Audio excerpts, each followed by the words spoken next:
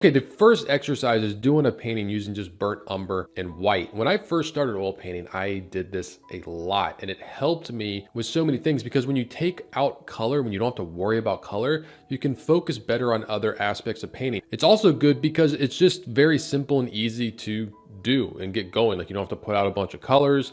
You just put out burnt umber and white and you go. It's also helpful to use a color photo because it's going to help you with learning how to translate color into value. Now this can really help you with drawing. In this one here, I did use a proportional divider at the very beginning just to get some basic measurements, kind of like the top of the cowboy and then where certain things fell. But after that, I just tried to draw using shapes. And when you squint your eyes, it's gonna be easier to see these shapes. And just the more you can think of your subject in terms of value shapes, the more everything is going to be easier. This exercise is also great because it's going to help you rank values. You're gonna have to constantly be comparing values. And what I did here was pretty early on, I got my darkest dark and my lightest lights in early. That way, as I went, I knew everything had to fall somewhere between those. This exercise is also going to help you doing what I like to call pushing and pulling values.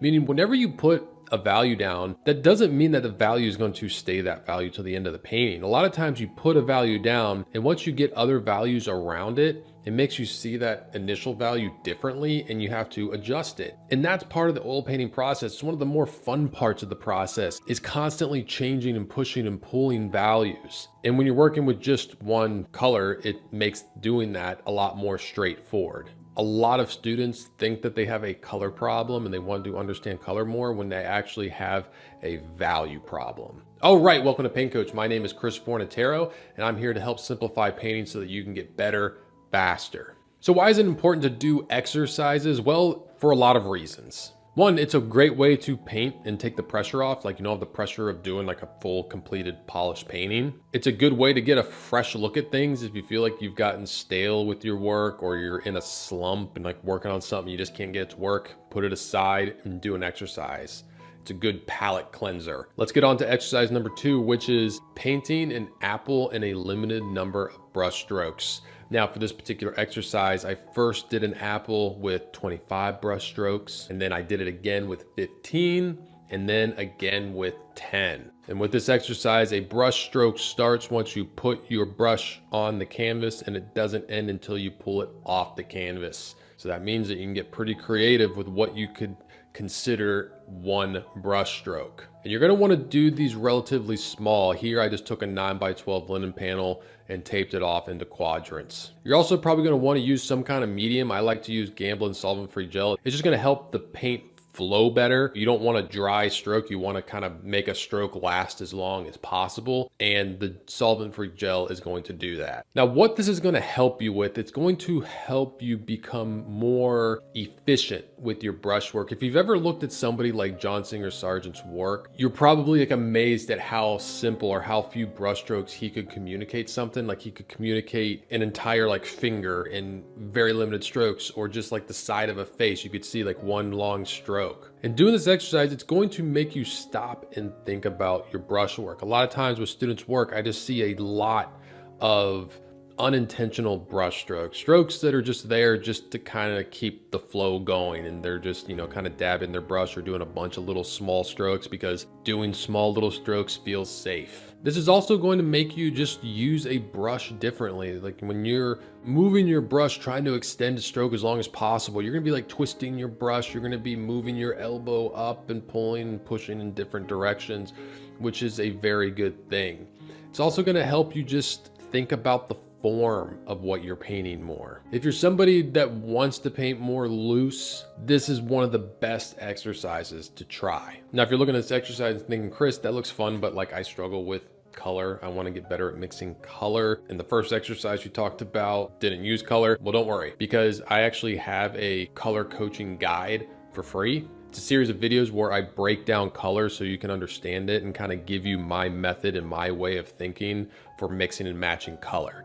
If you want to check that out, the link to get that is in the description of this video. Third exercise is doing a mini landscape master copy. Doing master copy landscapes in general is really helpful, but I feel like doing them super small really helps you understand the big picture of what that painter was doing. You know, it's easy to kind of get caught up in details of master's work and all the different subtle shifts in color and value and everything. But I feel like the most important thing is to understand how the big elements of the painting are working together. Because if you don't get that, all the little detail and small things don't matter. In this one here, I made it as small as 3 by 4 inches, and it's a master copy from an Edgar Payne painting. And for this one in particular, there's just something so fun about doing such a grand scene of the Grand Canyon in such a small little canvas. Now, I'll be the first to admit, I used to hate doing these small little studies. I'd see other painters doing them and I would try them and they were just really bad. I just would kind of let myself off the hook by saying, oh, I'm just not good at small paintings. Like, I need to paint big. But looking back, truth was,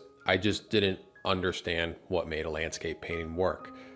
And that is understanding it on this base, simple level. If you can't get a landscape to work in a small little study with just big, simple shapes, it's not going to get any easier. In fact, it's probably going to get harder to try and blow it up to a bigger size painting. If you struggle with doing small landscapes, just remember it's an indicator that you still need practice on what makes a landscape work, which is understanding these big, simple shapes of color and value. All right, exercise number 4 is doing a mini portrait. Now, just like doing a mini landscape, doing a mini portrait is going to help you focus on what really makes a portrait work, which is the overall big picture of things. Now, a lot of students come to me saying like, oh, I struggle painting eyes, I struggle painting noses and mouth and features and details and hair. And all that stuff is really important to study and get better at, and you need to know how to do to paint a portrait. But I feel like the first and most important thing is just understanding the overall form of the head. If you can understand this and wrap your mind around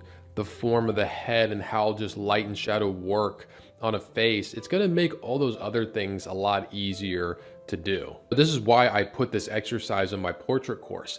And interestingly enough, this was the exercise I feel like students struggled with the most. You know, the exercise where you paint a nose and you paint an eye and a mouth, they handled that really well. But when it came to just understanding this base, simple form of the head, they struggled with it a little bit more. Now, if you still don't fully understand the importance of being able to paint a head super small and simple, I always like to do the example of comparing it to like a book. So a full completed portrait is like the Lord of the Rings book series. 3 very long books, lots of detail, lots of things to get into. But I also feel like you need to be able to just say what the story is in a couple sentences. Like, I can say very simply and easily that Lord of the Rings is about a group of hobbits that are on a journey to destroy an evil ring of power. Very simple, but you know what it is. The same thing goes for portraits. You kind of have to be able to understand the form and the shape of the head in that very simplistic, straightforward way. Now, in doing this exercise, you can do the head like up to 5 inches tall. I wouldn't get any bigger than that. And when you start, try to identify the light and the shadow first, then look for subtle changes within those, whether it's reflected light in the shadows or lighter areas in the light side of the face. All right, number 5 is doing a small landscape with a very big brush.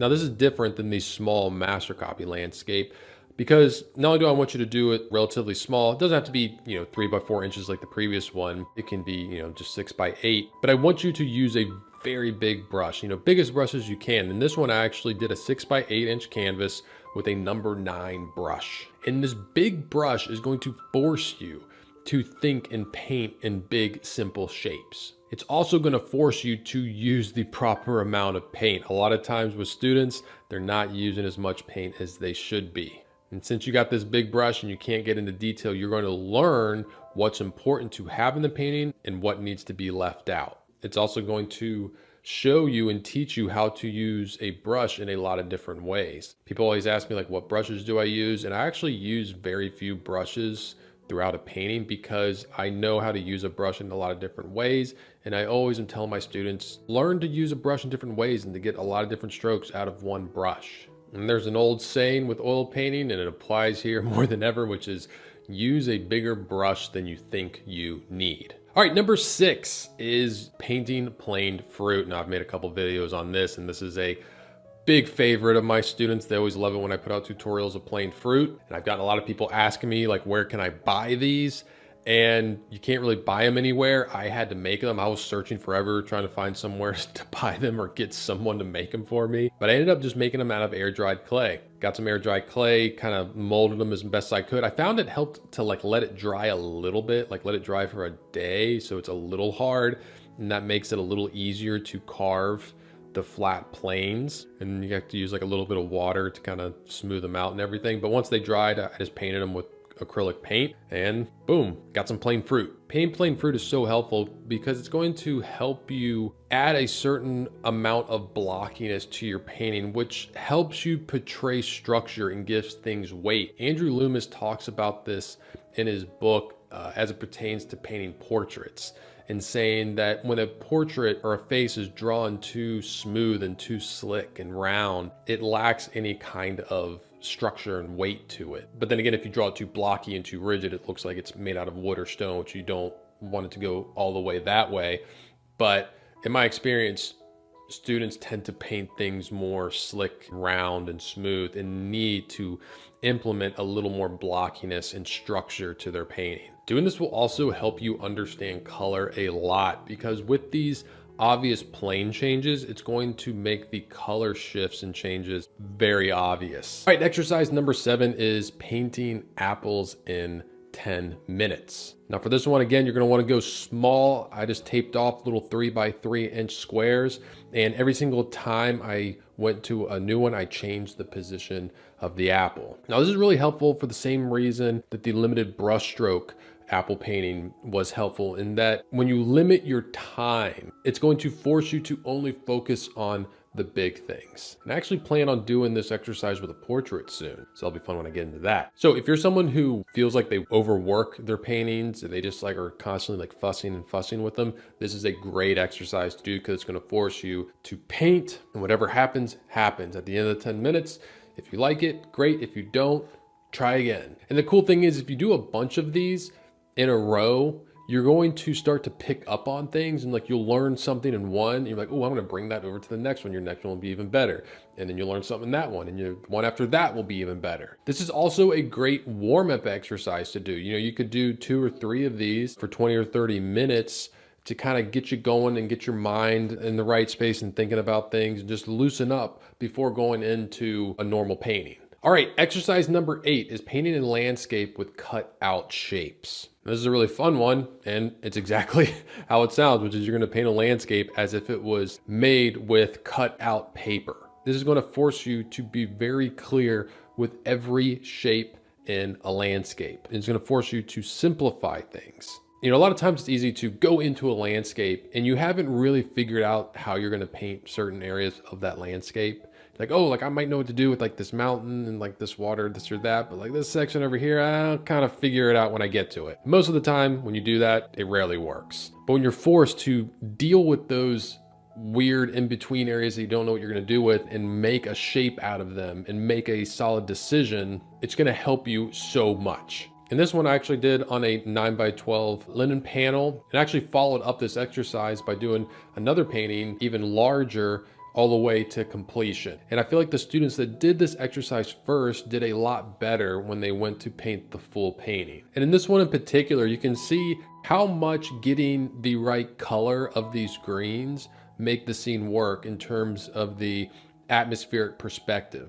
You know, keep the greens that are in the foreground more saturated and warmer than the greens that are in the background. And even though they're just flat shapes, there is already a sense of depth in this painting. That's why all the landscapes that I do in my Landscape Painting 101 course, I start by doing and blocking out these big, simple, flat shapes. Because once you get those in, I feel like you're halfway done with the painting, and you've kind of solved and figured out the most important part. So whenever you sit down to do a landscape and you're just overwhelmed by all the detail the reference is getting you, try and do this first. Like, try and do this exercise. See if you can break that complex scene down into simple flat shapes. All right, exercise number 9 is try and do a colored portrait painting from a black and white photo. This is really fun because a lot of times you can take old photos like this one of Abe Lincoln and see what it looked like in color. And for this one, I actually used the colors from a John Singer Sargent painting of Teddy Roosevelt. So when you do this, you can choose whatever black and white photo you want. You can also choose whatever color reference photo you want. Like you can use the colors from a photograph, or you can find a painter whose portraits you really like their colors, and you can kind of try and translate those colors into the black and white. Now, this is going to be really helpful because it's going to help you bridge color and value to be able to see a color and know where it falls on the value scale. And since it's a portrait, it's going to help you more specifically with portraits, like what is the darkest shadow in the face? Like what color is that? What's the lightest light? It's also going to help you with the color zones of the face. A lot of times with the face, the like nose and cheeks area are going to be more red. Areas around the mouth might be a little more grayed down because of facial hair, and the forehead isn't going to be as red as, say, the nose and the cheeks. And using the colors from a master like John Singer Sargent, it's going to help you with that translation process, because you can't always just copy the photo exactly. In fact, most of the time you shouldn't, because there's more information to be put into your painting that the photograph isn't giving you. And it's just going to make you a more self-sufficient painter. So when you do have a photo reference, maybe the colors aren't that great, there's not that much information there in terms of the colors, you're going to be able to handle that and be able to fill in the gaps with what you know about color and how it operates in the face. This comes in handy a lot with commissions, because a lot of times you get a photo reference from a client and the colors aren't that good, but if you really understand color, and maybe you could use the colors from another photograph they have and plug it into that, it's just going to give you more options. Now, if you're a portrait painter and you really like portraits and you struggle with skin tones, I actually offer a free skin tones lesson. I talk about the colors that I like to have on my palette for portraits and how I go about mixing and getting certain skin tones. So if you want to check that out, there's a link to that in the description of this video. All right, and lastly is doing a painting using this planed head model. Now, this planed head is made by John Asaro. You can pick up one of these on his site, planesofthehead.com. I'll put a link to that in the description of this video. And I just love having this. Whenever I paint a portrait, I always have this by my side to remind myself of these planes and to better help understand the face as I'm painting it, and knowing where to look for certain shifts in value, help with my brushwork. It just helps with so many different things. Just like painting the plain fruit helped you see shifts in color and value, the same thing goes for this head, because everybody's face adheres to this plain head to some degree. And I feel like most of the time, the photo doesn't translate these plane shifts very much, and you have to enhance them more than what you're seeing. Now, understanding these planes also is very helpful if you ever want to paint a portrait from life, which honestly is like the best way to learn, because no matter how much the model shifts and moves, if you know the base structure of the face, you don't have to rely on the model as much. So if they shift and move a little bit and things change, it's okay, because you know where plane shifts are and what planes are going to be catching more light than others. All right, hope you enjoyed this video. If you want to try any of these painting exercises, all the footage from these came from tutorials that are on my Patreon page. I'll put a link to my Patreon page in the description of this video. If you want to see what I'm painting on a daily basis, you can follow me on Instagram at Forza43. I'm Chris Fornatero, here telling you to go get painting.